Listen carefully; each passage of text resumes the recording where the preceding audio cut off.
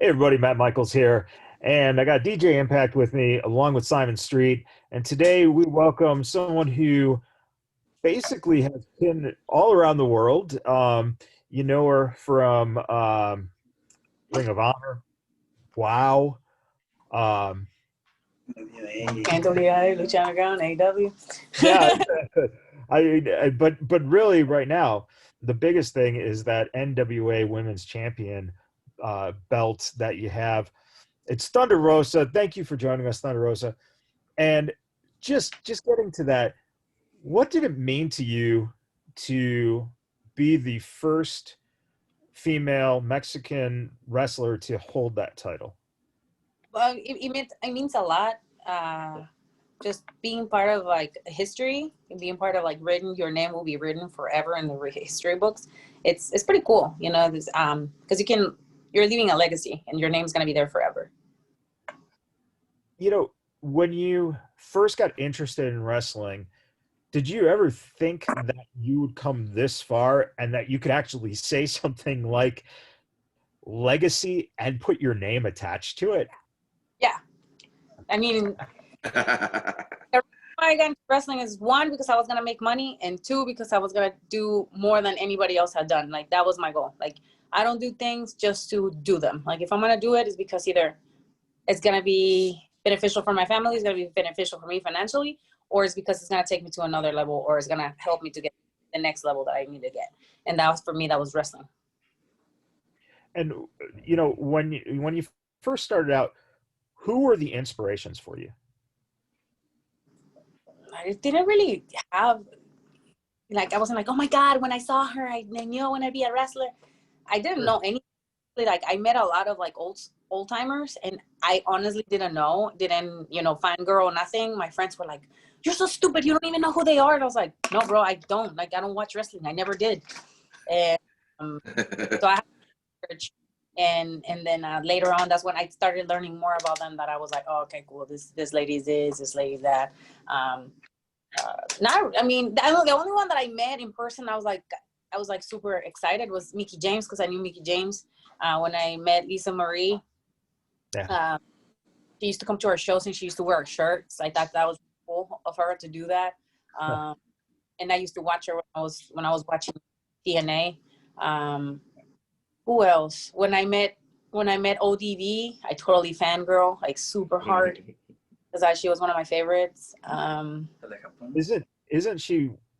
She's one of the sweetest people too. Jess is just like, you would expect that, like seeing ODB, and just how physically intimidating she is, and she's just like the sweetest person.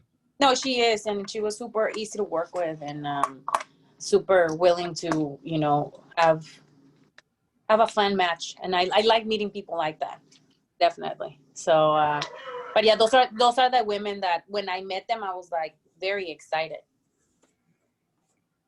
Um, you know, when you think about your childhood growing up, what's something that sticks out as being your motivation to be successful in life? Because I think I we all kind want to be poor, man. Yes, that part. I remember being in first or second grade, and I had one pair of shoes that my godmother gave me. It was the Beauty and the Beast pair of shoes, and that was the only pair of shoes I had for like 2 years. And they were ripped. They were ripped for a long time. And I remember it was raining, like water would come in my shoes. Um, like I wanted to wear like really nice clothes, but that was like the only pair of shoes that I had. So I had to wear like my dresses with those tennis shoes that were all ripped, and that just like was stay in my brain. So when I first got my first job when I was 14, when I got my first check, first thing I did was to buy myself shoes. And then I became addicted to having shoes. My husband and my son always tells me that I'm too much because I have probably like 40 or 50 pairs of shoes now. But that tells you, like, I never go again unless that's the look. I want to do like a hipster look and then my shoes are going to be ripped. Like, I never want to feel that feeling that I don't have what I need ever again. You know, Rosa, it's interesting that you kind of tell that backstory. You know, one things that I enjoy when I see you in the ring is two things that stuck out to me. Number one is your presence. Your presence, when I see it, is I'm here. You get what you get. I hope you're prepared because I'm ready to bring that ass whooping in the ring, which I love that. Number two, the one good thing that I like about you too is your style. It's like a ground and pound, but it's also you know, luchador based. But I like how you're able to be very versatile. You switch it up, and I've noticed from different matches to matches, like you don't do the same cut and dry cookie cutter. I noticed you add different variations and whatnot. Is some of that like a style that you incorporate because of you said you know you grew up, you know, and you knew what it was like to struggle. You knew what it was like to have to be versatile. And for people that out there that know what it's like to have to grind, find opportunities, take opportunities when they come. Did some of that translate into how you do your ring? No, I just don't like boring matches, man. I remember saying, I remember seeing some other peers that I have, and I'm watching. I was like, this match looks the same, but with another girl. Mm-hmm. This the same man. I was like 5 minutes in. I was just like, let me find another one. Let me find another one. Let me find another one. I mean, I hated watching it. And I was like, and I remember telling my husband, I don't want to do that. Like, I don't want to do that. Like, I want my style to be different. I want to showcase things that I have learned in different parts of the world.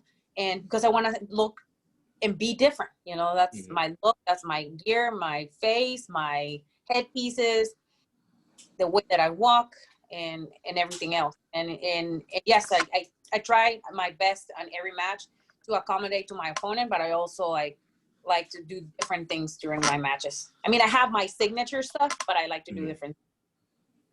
Well, and like I said, that's the cool thing that I like about your style, because I notice you'll face certain it's all good.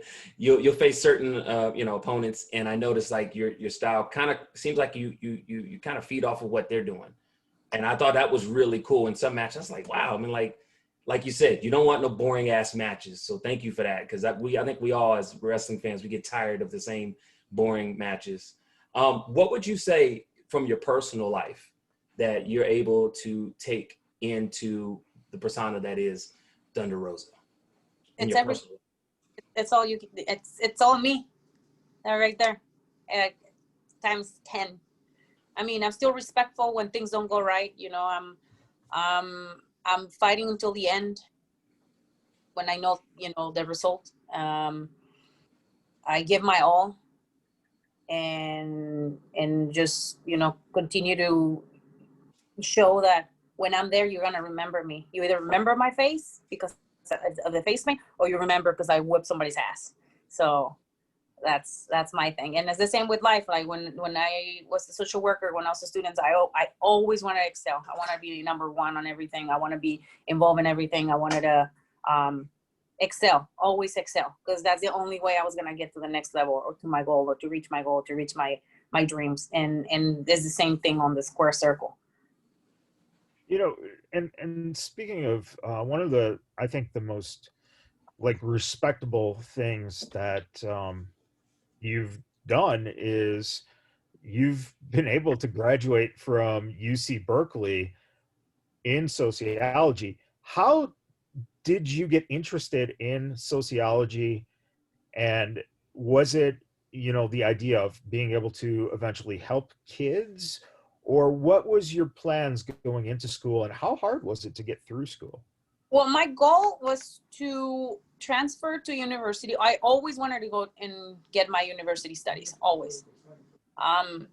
When I was in Mexico, I dreamed that I was going to be a teacher, but I always had the mentality that I was going to come to the United States and study in the United States.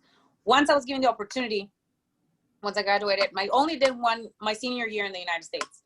So I didn't have a chance to like apply to school or anything. So I had to do community college. So my whole community college was, I had to learn English. I had to learn, you know, what else do I have to learn? Everything about the culture, about the system, about everything. And I got really involved in student politics. And I was more interested in politics than I was interested in sociology.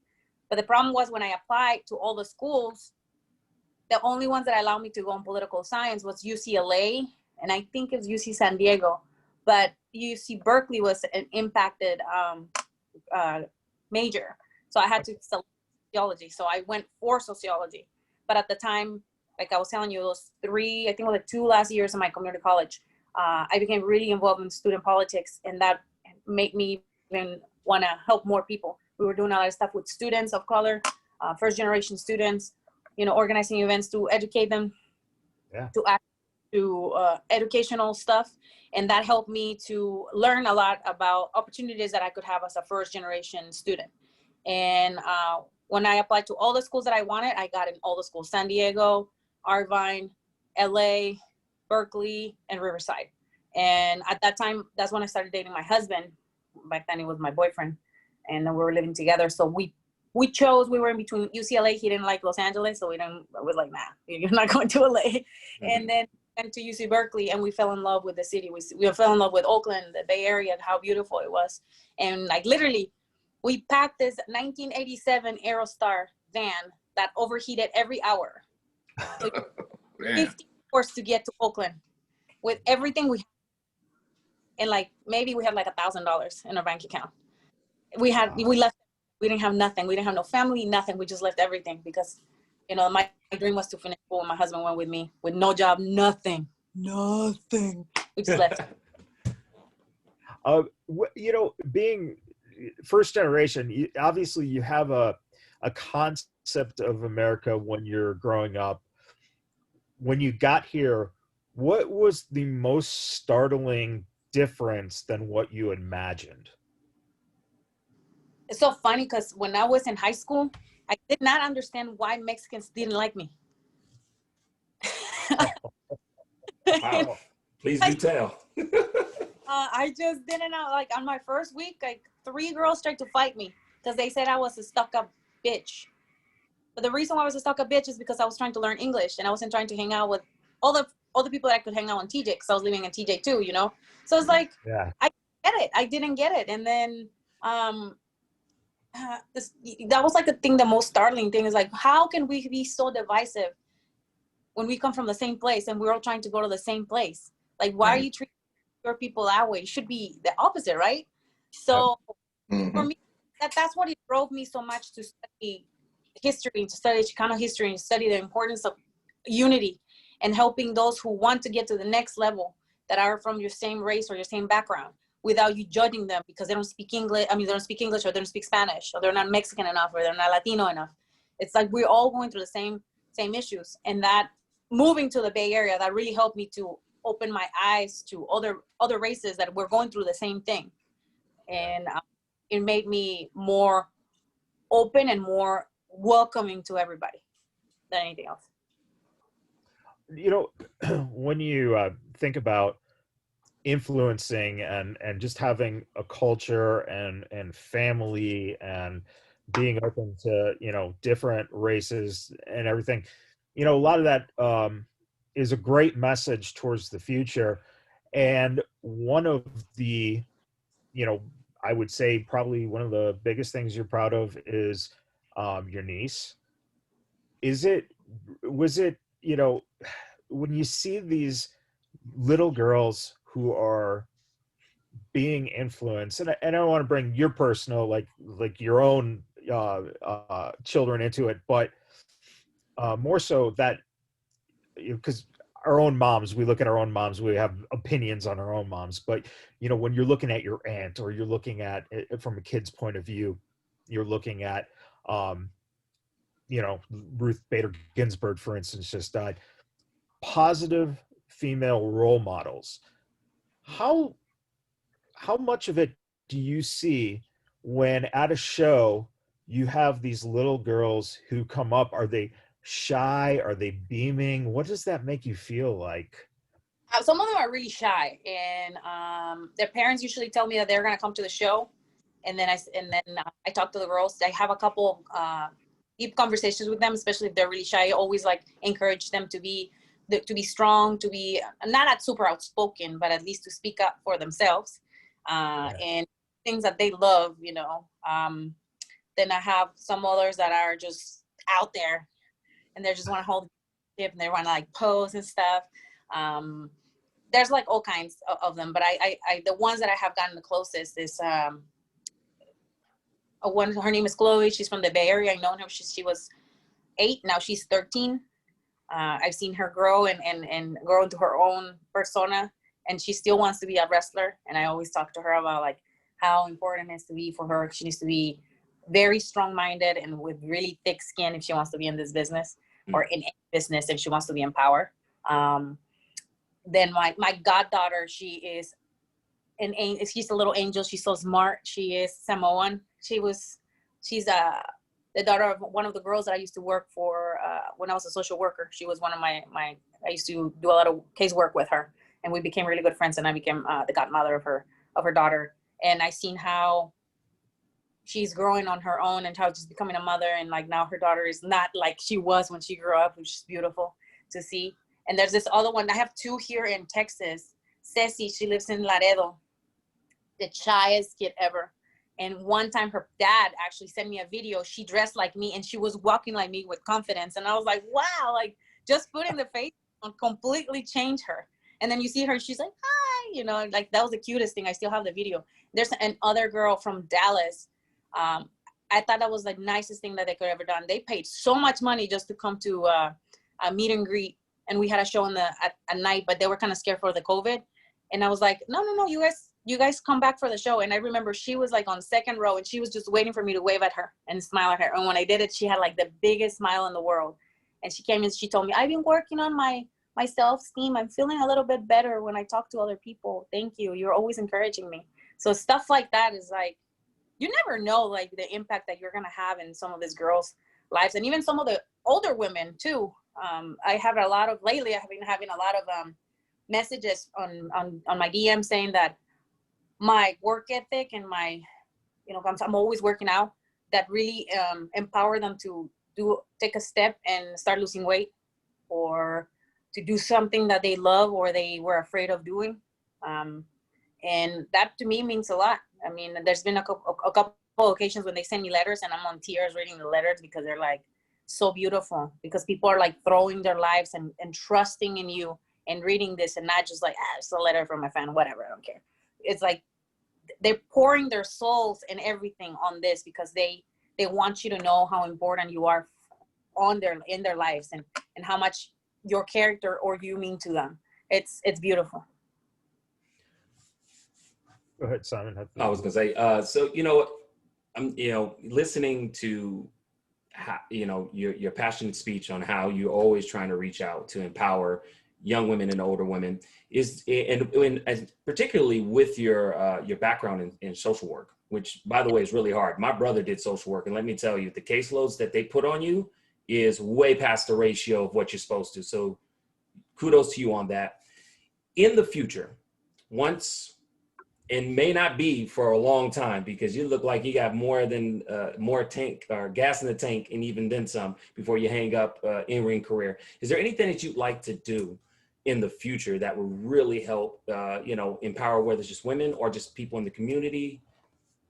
I mean, I'm always working with my community, either by volunteering or doing different stuff just to stay, giving back to the people that I live around. I worked a lot with the Salvation Army.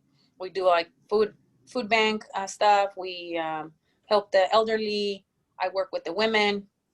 Definitely with Mission Pro Wrestling, one of the things that Brian asked me that I should do for the next couple shows is when I have a group of the women coming, we go to the women's shelter and we either do an activity with them or, we work with the kids, like something like that, and where we still doing something different that not everybody's doing in the wrestling business. And another thing that I want to do with wrestling is help build more opportunities for us to work on production.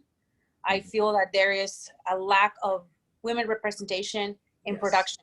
In it in the NWA, I saw it at Lucha Underground. I don't think there was any women in the back actually, besides the PAs. Where else? And WOW, same thing. At AEW, there was only one or two. But there's very, very few. And I don't think it's either we don't know that we can ask and so we can, do an internship or anything, or we're not interested. But being in production is one of the most important parts for shows, because that's, at the end of the day, that's how we, put the product and what people see on TV, what people see on YouTube. And that's one of the things that in the next year I would like to focus is to, for those who are like just starting wrestling, to like learn how to like record a match. So when they go to another show, an indie show, and they see how it looks, like you're like, no, this is not well recorded. This is like the angles that it should look. This is the story we're trying to say. This is how it should be recorded. And that for me has helped me too, to open my own business with custom matches. And even one of the guys that I work with from Georgia, he's like, oh man, I saw how you record and you have such an artistic point of view. But it was because when I was a student, my husband and I, we were not forced, but we were volunteering before. So they gave us a camera and we were recording a lot of the matches. So I know what people want to see. Mm-hmm. And now I can see work and get the angles and stuff like that without being all shaky and everything. I think that's very, very important. Now it's very interesting that you did say about, you know, seeing where women's wrestling is today, but also not just mentioning the in-ring performance, but the representation in the back. What would you say, just off the top of your head, are the biggest things that can be added to women's wrestling by having more of a female representation that you would we'd be able to see if we started having more women in the back? Female bookers, man. Female bookers, female division. That we start from there. Like every place that I've been has been a male booking female matches. And sometimes I'm like, this match makes no sense whatsoever. Yeah. Whatsoever. Very good point. And we have no say in a lot of things. And that's a little sad because again, when we're running all female shows, it's not dominated by males, you know, at the end of the day. Well, definitely talking about an all-female show. You had talked about a little bit earlier, Mission Pro Wrestling Tournament of Hell, November the 6th. There's a lot. This card is stacked. I mean, you have yourself, they have Lacey Ryan, we have La Rosa Negra, we have Ali Gato, we got Jenny Side, we got, you know, it's just, the card is huge. Can you tell us a little bit about that event show coming up? So we're going to have 1, 2, 3, 4, 5, 6. It's 6 tournament matches. It's like quarterfinals and the semifinals. And then the finals are going to be on another show where we're going to crown our champion. But we're going to really, on this one, we want to make sure that some of the girls that have not been seen, they get an opportunity to showcase their skills, not only once, but twice. And we are extremely excited because, again, there's so much buzz on this second show. We had so many sponsors coming in, and we have people like on the waiting list for December already. Wow. So congrats. Yeah, it's really amazing to see the support that we're getting. And like I said, this is just the beginning of it. We have the girls are coming from Colorado. A lot of the girls are coming from Florida, our Texas ladies, and New Jersey. And again, we're just like super excited to have them in our show. Because last show, they all performed really well. They all had a great time.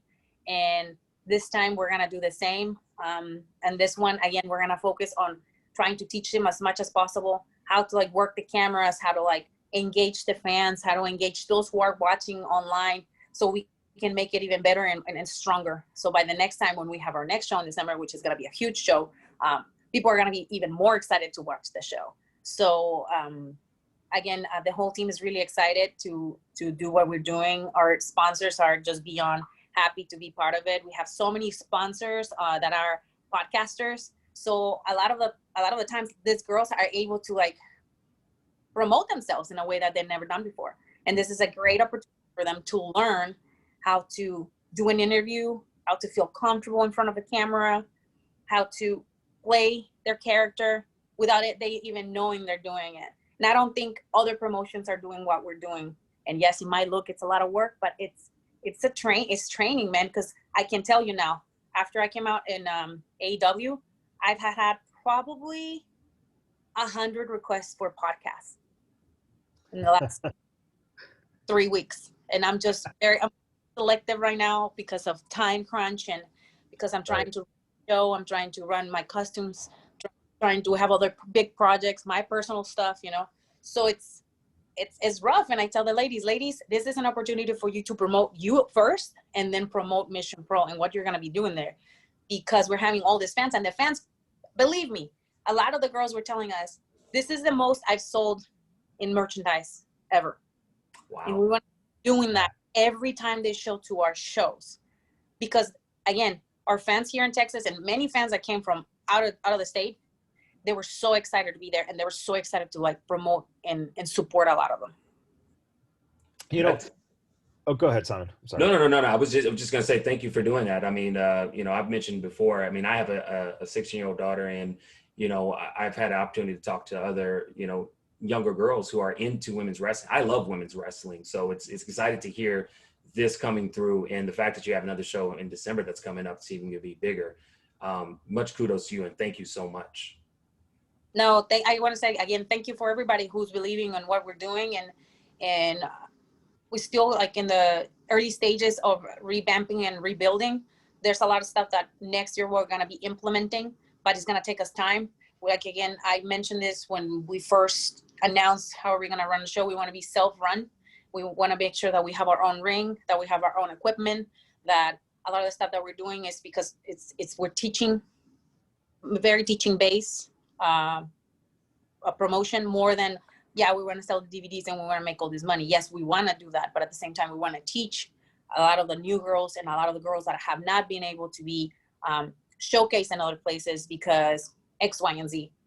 But we want them to be ready to have a great performance, even if they go to AEW or they go to NWA or they go to Ring of Honor. They know how to use the cameras. They know how to play with the cameras. That is so important. And how to give an interview without choking, without like doing a lot of this stuff. And this is just practice.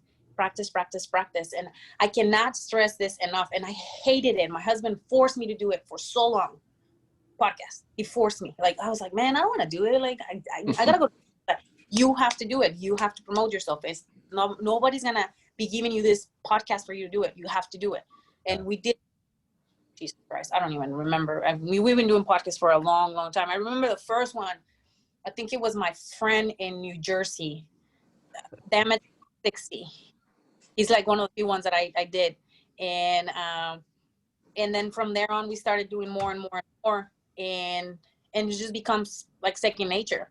And believe these are skills that you have to learn within time. And then once you get the big one, it's easy. They put the camera on and you're like, yes, you know, let me tell you about my story, blah, blah, blah.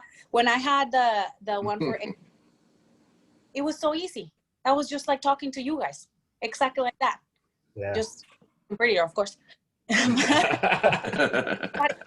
even the guys that were like recording it, they were like, this is the easiest interview we ever had. You're so good at it. But it took me years of podcasts, took me years of doing interviews for me to like be able to say, yeah, this is a piece of cake. What else do you want me to do? You want me to cut a promo? I got you. What do you want me to say? Okay, let me be on my words. But it's practice. That's it.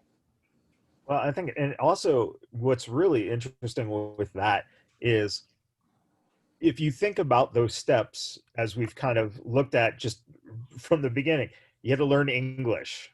That was like, you know, assimilating to this country. And that was not even in the sense of wrestling. That's just personally to achieve what you want to achieve.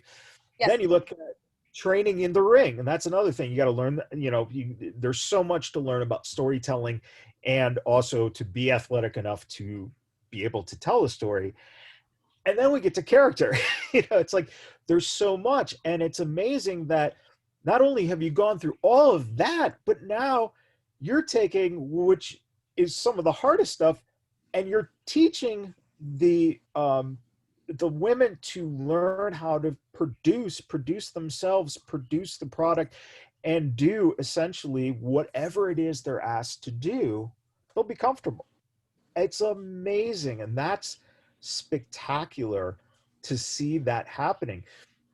Do you think that, I know that like OVW has got the school accredited, and they're doing some of that same, you know, teaching the other skills to go along with in-ring skills.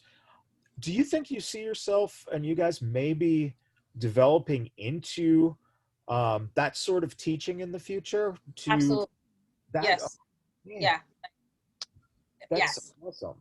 It's like we have some stuff on the works, and when we get everything set and ready to go, we're gonna make a big announcement. But yes, like we definitely is something that we want to do. We want to focus, especially we want to focus on women. Yeah. Mhm. Uh, women, again, we're like the most underrepresented group of everything in the wrestling business. So Yeah. again, we using Mission Pro Wrestling and using other partners that we have. We really want to focus on that, but we also want to help our local talent, men, anybody, to really take advantage of social media and really learn the skills that are necessary to become somebody self-made. Because you don't need, now this day and age, you don't need a humongous company to be able to get your name out there. Well, speaking of humongous companies, with AEW, and I'm sure that within the last, well, let's just say through this 2020, as crazy and weird as everything has been, I'm sure you've gotten a lot of opportunities kind of put out your way of, you're getting that traction of maybe making some really boku money that you could then turn around and invest into Mission Pro Wrestling. What has it been like stepping into an environment of AEW where you have a lot of older knowledge there? You have so many people you could turn to backstage, and and then you have a lot of people like Chris Daniels, who, those of us who trained in SoCal, Chris almost has a connection to every single person. Yes. Let's go to the bathroom. Um, Sorry, my dog is sick. Come on, dog. Wait. Oh no. Yeah, he like, once I hear him like, doing this, like, yeah, he needs to go to the bathroom. It was really interesting because just receiving feedback from some of the old timers, it was pretty awesome. Like, I can't really tell you how you're just like, oh, you're giving me feedback. Oh, okay, cool. It was very humbling. So I really do enjoy it, and being in the ring with Dustin Rhodes and seeing, meeting Arneson, Taz, Jim Ross, and just listen to some of their stories. And sitting there, he's just like, Tully was there. He's always been really Tully Blanche here. Tony Schiavone, my Tony. I love Tony Schiavone. He loves me back, I know. It's really cool. I like being with Chris Jericho. I haven't hung out with Chris Jericho that much in a long time. I met him in Japan, and he's like, "Hey, girl, how you doing?" And like he remembers me. He's like, "I've seen you killing it," so I know people are watching, and just getting that feedback is just a reassurance of like, that what I'm doing is right, and I just have to keep doing what I'm doing to the next level to become better, without being too cocky or Sure. too full of yourself. Because once you hit that, there's no turn back. You think your shit don't stink, and that's not the case. There's still a lot of things that I need to work on, and I talked to my peers, and I was like, hey, make sure you watch my match. I'm working on this specifically. If I'm not, please, highlight it to me and tell me like a specific example. So when I have my next match, I do better. I'm always that way, and I will be that way for the rest of my career, because otherwise I'm not gonna grow as a performer. That's some of the best advice that a single person who is in your position could give to anyone. The growth is imperative. Let me ask you, kind of hit on the makeup before. First part of the question is, how much of an influence has the Day of the Dead been to you in terms of cultivating the look? And number Yeah. two, um, a kind of follow up on that is, how does your personality change when you finish that last stroke of makeup and now you see yourself in the mirror? Is that a lift to you? It's go time. You know what? It's not go time until I am like behind the curtain. Okay. like maybe like 5 minutes in my match, because I usually pray every time. And then I just have to like remind to myself that I'm the baddest perra in the world. No matter what, I'm still the baddest. Because when I go with another mentality, it's just like shit don't go the way that it's supposed to. But that's when Trevor Murdoch always reminds me that you're the little monster. Remind everybody why you're a 5'3" little monster and nobody fucks with you. Just go in the ring. Okay, sir. So yeah, that's when I'm like, I completely transform. And if I have my headphones, I'll just play some like metal, and I'm like, I just get crazy because I had to like get into it, or just think about my fight. Just think about that, and I was just like, all right, I don't want to get embarrassed, so let's go. It's go time.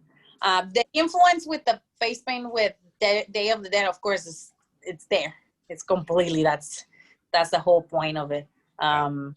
That's cultural. That's part of my personal history. And again, every time I step in the ring, playing homage to kids that I work with before that passed away.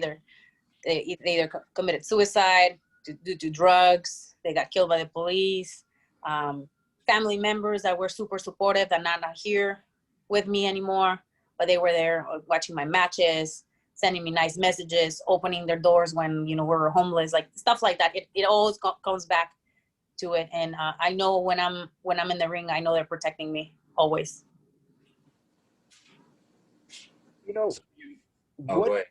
Oh, go ahead, Simon. No, please. No. I was actually you kind of mentioned it earlier, and I was gonna ask, but I saw you pet Drago. How is Drago doing? You said he was a little sick. Is he feeling a little bit better? What's going on? He's a little being a little dick. He's fine. He ate, so there was like a pound of meat.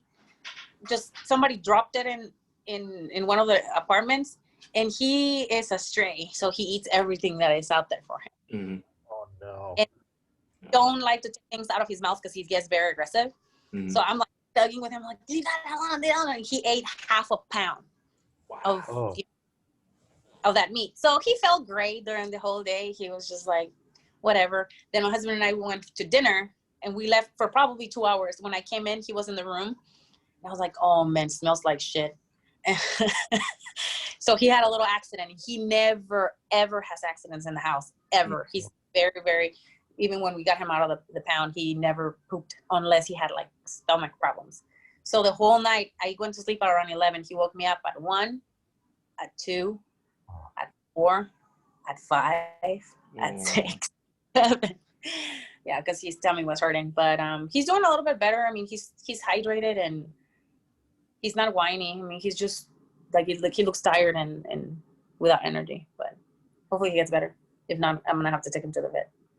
Oh, we're gonna send some positive energy. He gets a very quick recovery back to his regular self.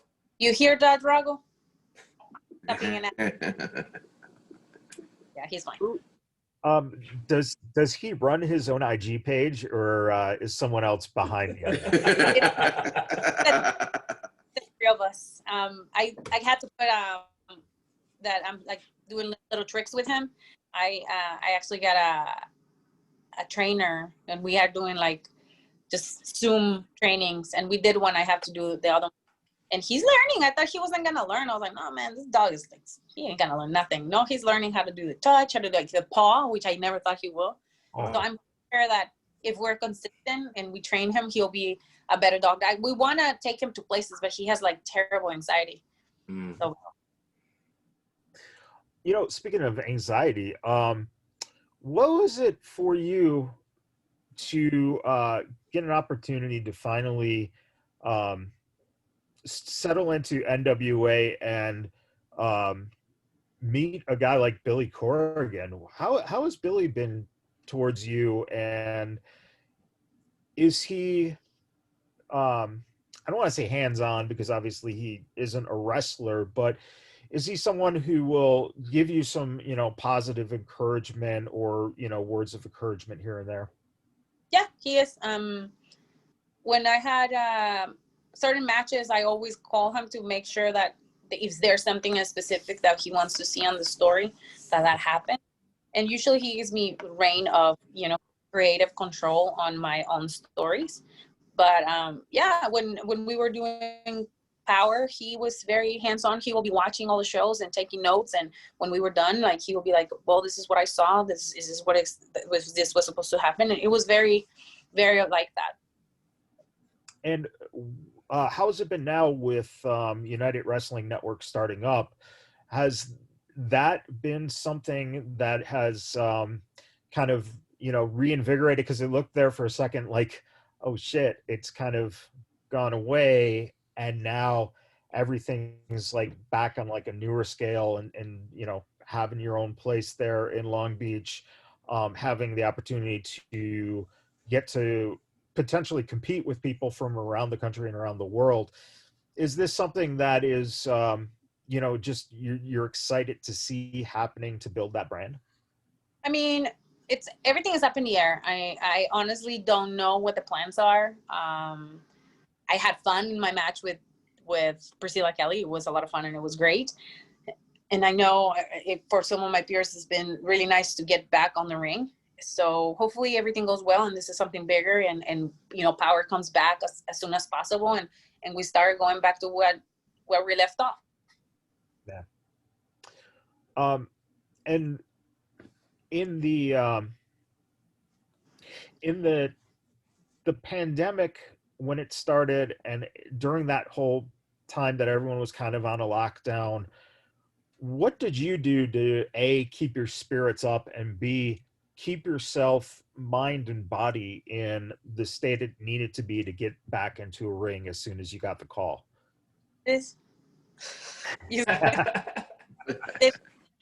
I like literally was a maniac. I was working out like 5 hours a day.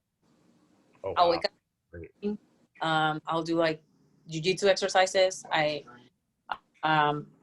talked to one of the guys that were a local boxer. He came and like helped me do boxing. I was training a lot, like a lot. And then worked on projects that otherwise I would never work because I was so busy. We started with my website. What else did we launch? We launched my custom matches for Mission Pro Wrestling Customs. I always thought about doing it, and I was like, yeah, I'm gonna do it, and we did it.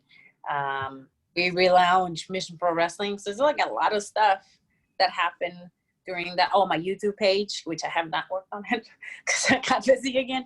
But it's like all the other stuff that I said, I'm gonna do it. I just did it. It was like, no. Now, am I correct in saying that you've also become an American citizen? No, that was last year. That was February last year.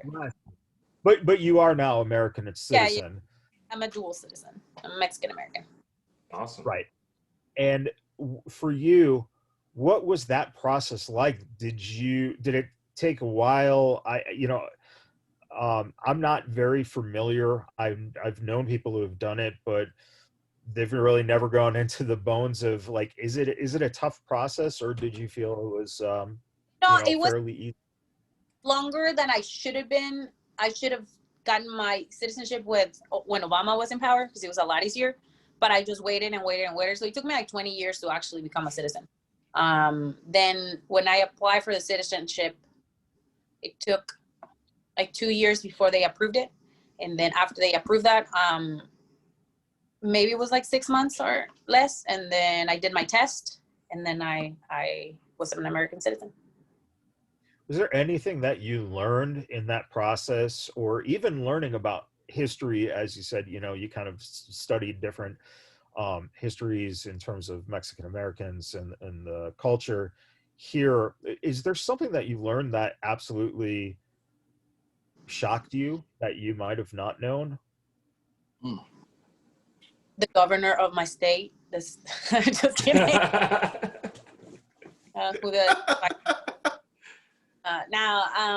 Not really. I mean, there's like the 100 questions that all Americans know.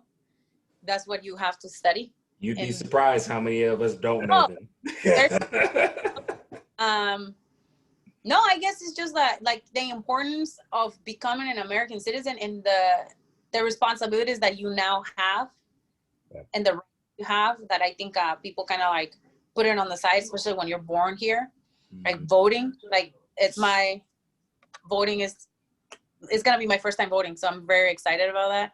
Awesome. But that comes like you have to inform yourself about your local politics and what you're gonna vote here, and you have to read and you have to do research. It's just not like, oh, I'm just gonna feel this, and you don't even know. Like that's you have to be responsible. That you have to do is very, very responsible because not everybody has this right.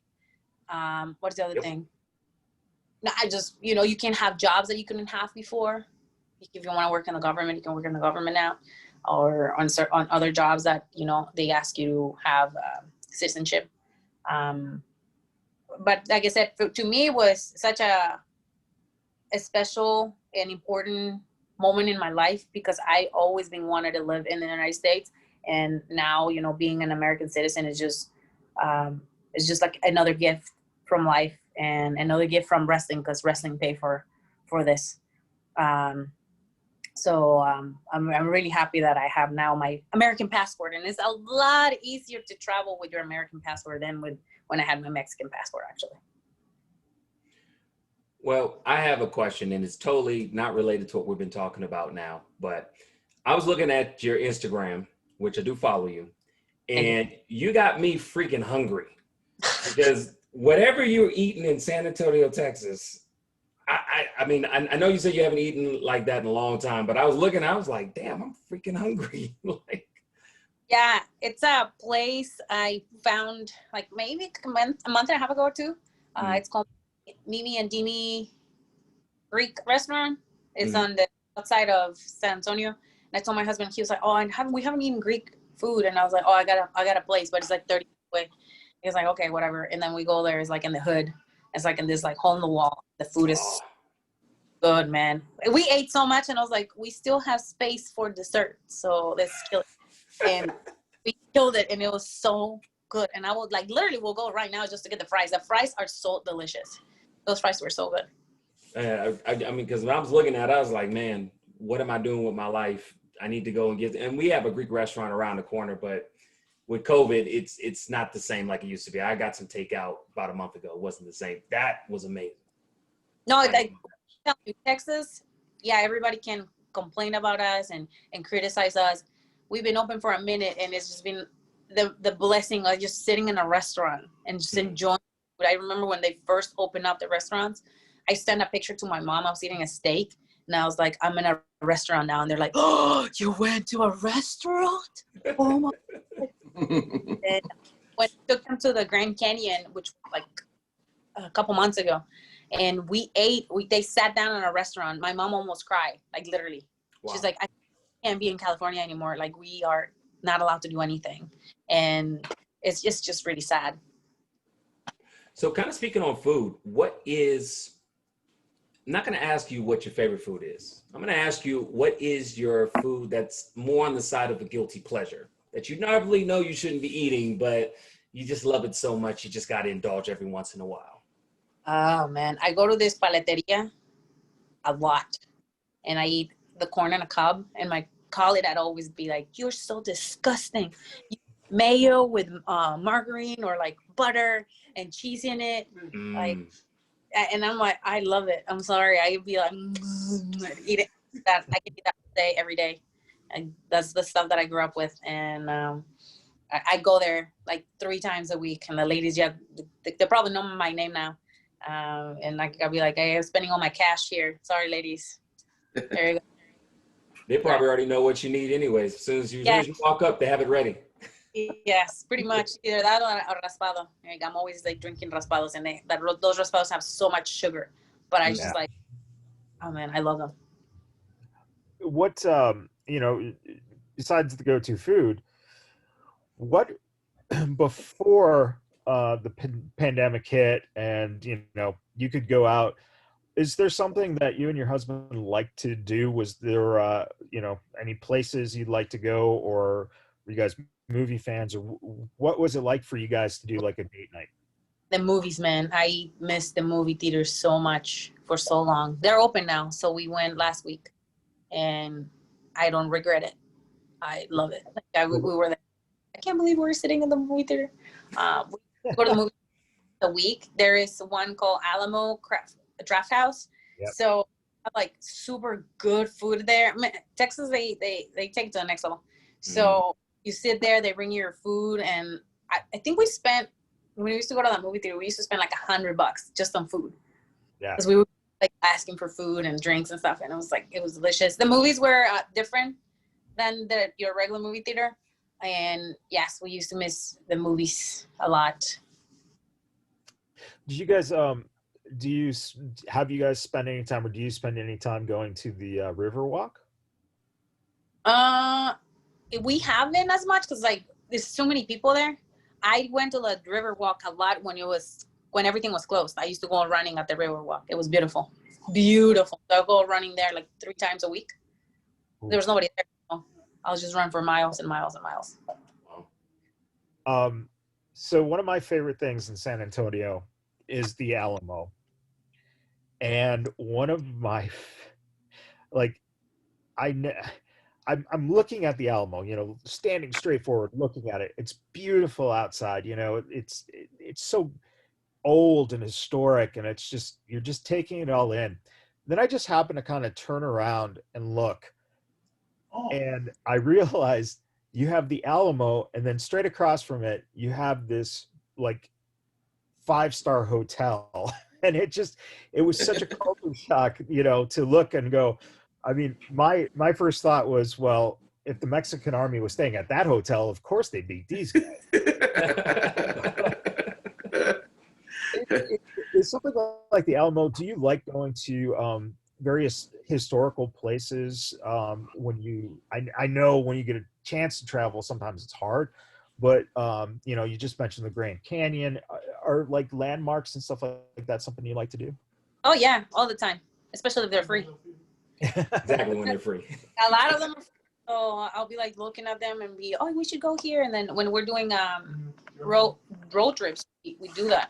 I mean, when I went to London and I stayed there for 3 weeks, I went to all the museums and just like looked at everything, and I'd be like nerding out because, you know, I'm a big history person, and I remember seeing a lot of the stuff on my history books, and I'll be like, oh, I saw that picture, it's here. Or these certain landmarks, and I would remember watching it on TV, or again like talking about it in our history books, and I really enjoy it. And even here, like there's a couple of missions that I never seen before, and my friend went there, and then I asked him, are they free? And he's like, yeah. So they're like in the south side of San Antonio, and then I just went there. I took holiday. We went to 3 or 4 different ones, and it was really cool because I didn't get to see those kind of missions because I'm used to the ones in California. So we used to like hit mission when we come from LA. When we had time, we're like hit missions before we got to Oakland. So that was pretty cool too.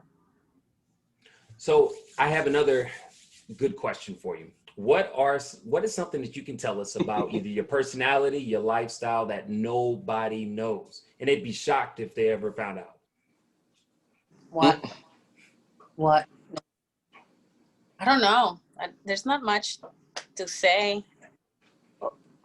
There has to be something. I mean, are you someone that dances in the mirror, or you're somebody that sings? Everybody I sing. Okay. What else do I do, man? You can call in a lifeline. No, I'm calling lifeline. I'm like, what is that I do? Train. I don't do nothing. I just like literally I just train. Okay. All right. I love festivals. Like that's one of the things that I miss doing is going to festivals. Like I don't care what kind of festival it is. As long as there's food, I would like to go. Festivals were the thing that we used to do a lot when we were in the Bay Area. Okay. What was the last festival that you went to before, you know, this pandemic stuff happened? Man, I was looking for, in San Antonio, there's a thing called Fiesta. Mm-hmm. And it's like a week party, like every day. There's a party, there's something going on. So that was coming a week after they closed everything down here in Texas. And I was devastated. I was like, life is gone. Life is over. Fiesta is over. I'm sad. It was really sad. Now, is that a festival that happens annually, I'm assuming? Every year, yes. Okay. Big, it's huge. I think it's Fiesta in like all Texas or just in San Antonio? It's just San Antonio. Okay. Well, that's definitely going to be the first thing you do if this pandemic gets over in the next couple months. I think we've been saying that. I think they were supposed to have fiesta in November, so we're all kind of like, it's canceled. Whatever, we're not having. God dang. We were all like, literally, everybody's like with their like coolers waiting for fiesta to happen, because you go to you go there and there's like all kinds of music, Tejano music, mariachi, norteño, cumbias, all kinds of music, reggaeton. It's super cool. Everybody's dancing. I'm telling you, they bring the little coolers. They get drunk. They bring the chairs. The moms and daddies and their kids are like dancing. Families. It's just like a. It's really dope, man. It's the Latino community here in Texas is like very different than the Latino community in California.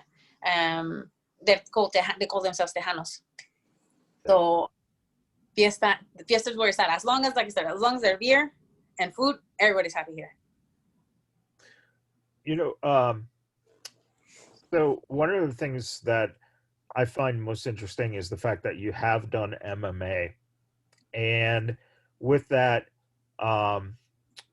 you know, it's a tough thing to do, and it's very admirable that you've ventured and tried it and put your foot in the water per se.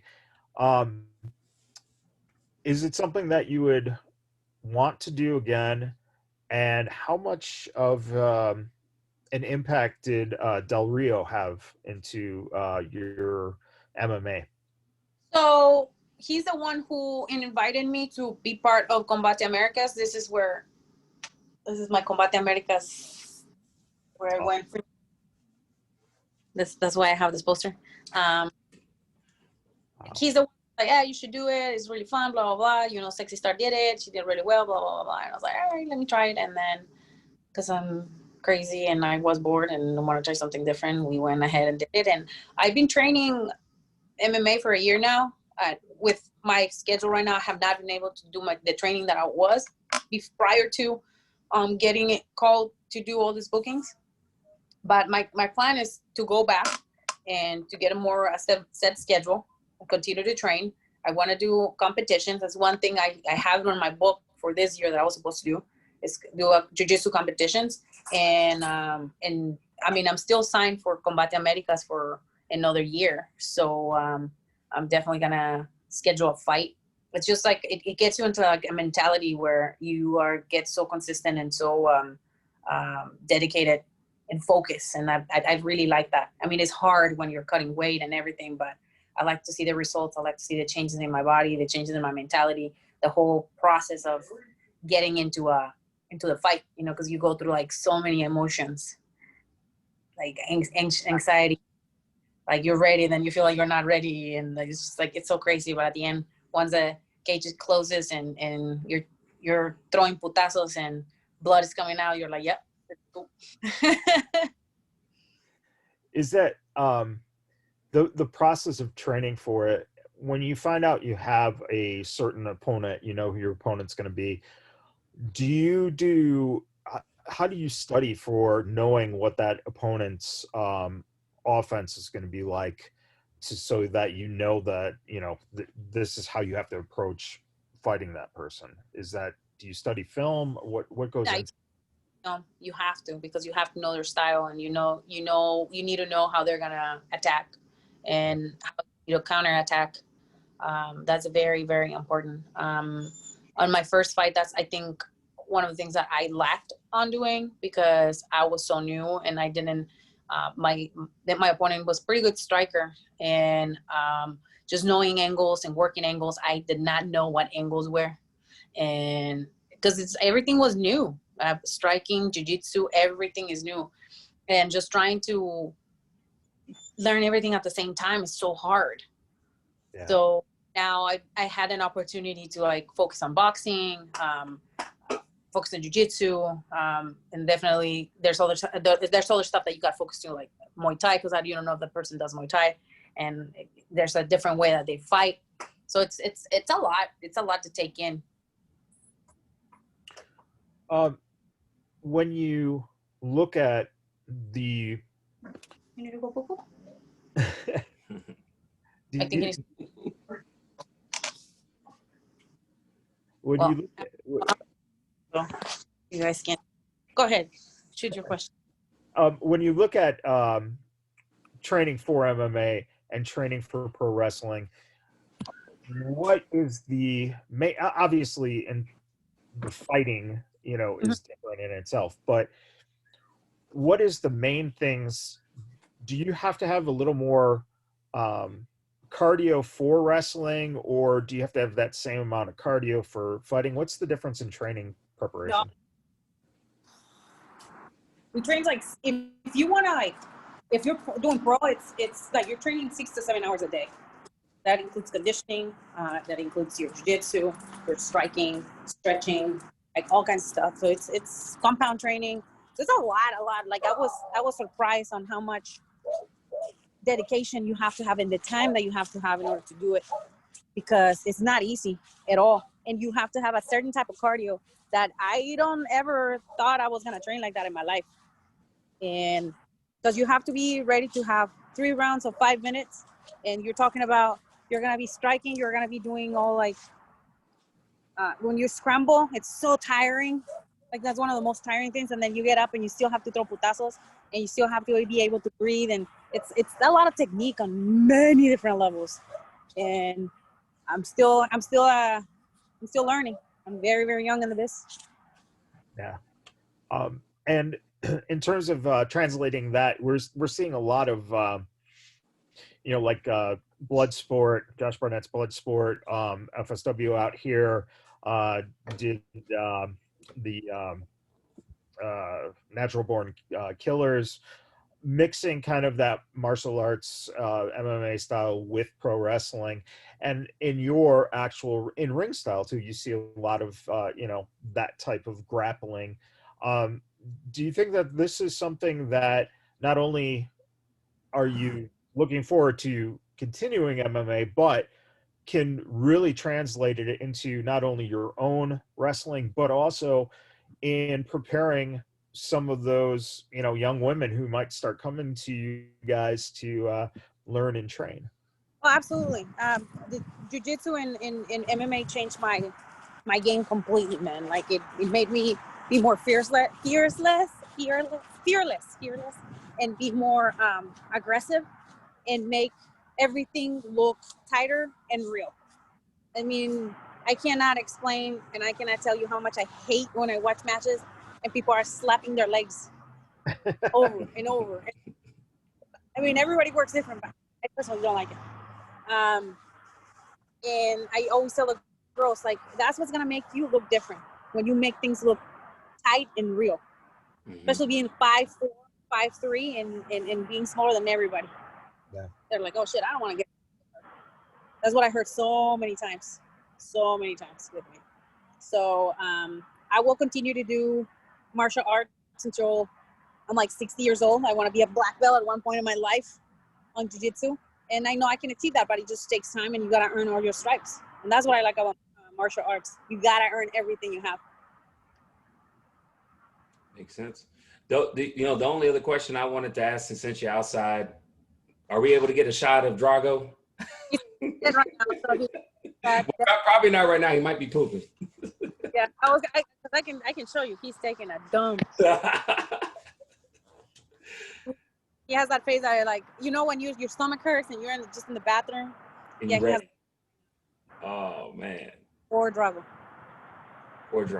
Well, hey, you eat the meat on the street, sometimes you're gonna have to have it come out the other end. So wish him the best of luck. Oh Jesus. There he is. I'll be happy. So beautiful. Beautiful dog. So kind. We call him a crackhead. The crackhead. Well, I tell you what, your cardio is flawless, because I know he's walking you, and you're not breathing hard at all. So I mean, I'm just patient with this poor dog, man. There's been so many issues with this dog, because he was a reject. He was like, I think he was in the pound for probably a year until we pick him up. Wow. Wow. DJ Impact, you got any questions before we wrap? No, I'm sitting here as a fan, just enjoying the the interview. So I'm good. I just want to thank Thunder Rosa for coming to hang with us this afternoon, and definitely appreciate it. Enjoying your work on television. I tell you, when I see you, I know I'm about to get some really good wrestling action, and just continue to do that. I appreciate it. That's what it's all about, and that's what I'm here for, man. That's what I'm here Absolutely. Final question before we wrap up. If the pandemic gets out of control and all of a sudden zombies are rising from the graves, if you had to pick two people to be on a zombie hunting team with, who would be the two people? Anyone that you can think of? John Wick can kill anybody with a fucking pen. Yes. And there has to be a woman, a badass woman. Who's a badass? Yeah, they're gonna be like a superwoman, no, Wonder Woman. Wonder Woman, yeah. Yeah, I think that probably will get you guys pretty far. You know, before we go, what are your social media handles so people can follow your work and just keep up to pace with what you're doing? You can find me on Thunder Rosa 22 at all my handles, Instagram, Twitter, and Facebook. And if you want to buy my merchandise, that I would highly recommend you. Don't bark at the neighbor. You can you can find me on thunderrosa.net. Hi, neighbor. He loves you. By the way. I love it. He loves you. Yeah, bro. That's why he does that. Yeah, he hates my neighbors. Why can't you be normal like every other dog? Yeah. So that's it. That's where you guys can find me. And you can find me on YouTube too. Everything else on my page anyways, thunderrosa.net. Perfect. Awesome. Thunder Rosa, thank you very much. Continued success here coming up. Please, everyone, check out her website. Please support her by buying merchandise. It's very important in this time.